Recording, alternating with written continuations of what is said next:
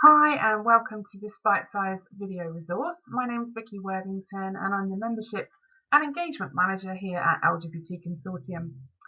Now it's my job to work with our 300 plus members to make sure that they all have the support that they need to be able to run their groups and services. I work with members on a huge range of topics, but one of the most sought after types of support is always around funding and fundraising. So for this bite-sized video, I have prepared my top 10 tips for finding and applying for funding. So I'm going to go back right before you have even put pen to paper or fingertips to keyboard.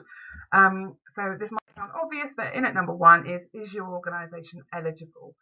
But is it though? So check the criteria and actually make sure that your project fits in legal structure, in income type, the type of work you do, the type of funding you've received before. Check the guidelines, look at what the funder funded last year as well, because if they funded 200 projects that meant that volunteers could come on board, they're probably not going to want to fund something that's vastly different to that. And also give the funder a call. Check in with them and check that your organisation is eligible if you're unsure. In at number two, does the funding fit and do you fit the funder? So now that you know that your organisation is eligible, that's great, but actually is it the right funding for your project? Is your project the right fit for the fund? So don't chase the money just because it's there. You're only going to divert capacity from your organisation and you're going to mission drift. So stay focused, save it for another project if it's not the right one. If it is and it needs a bit of a tweak, that's fine, but don't completely go off randomly chasing money. In at number three, show the funder you're ready, willing and able. So funders need to have confidence in those applying for funds. Show them your group is the one to be delivering this project. Show them that it's credible. So use your track record. What have you done in the past that's been brilliant? What's worked and what hasn't? What have you learned? Use references. If you've got some great recommendations, don't be afraid to use them. And evaluations from previous work.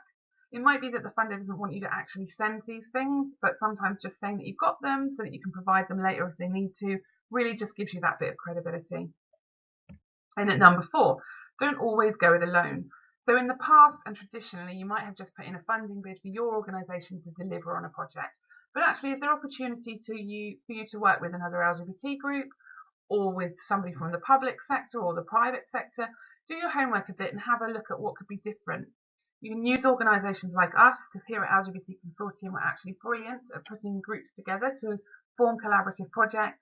And often that means that your work can have a much larger impact as well. In at number five, funders need to be convinced that there's a problem. So it is your job as the applicant to explain the problem, then to give them your potential solution to the problem. You need to provide evidence for both of those aspects. So you need to provide evidence around what the problem is. Have you got statistics? Have you got case studies? Have you done research? And then you need to give them evidence that your solution is going to work. So has it been done in a different sector? Has another organisation tried it? Have you tried it before? How do you know, or why do you think that it's going to work? In at number six, know what you're asking for. So know what your ask is. Can you clearly define and describe the project?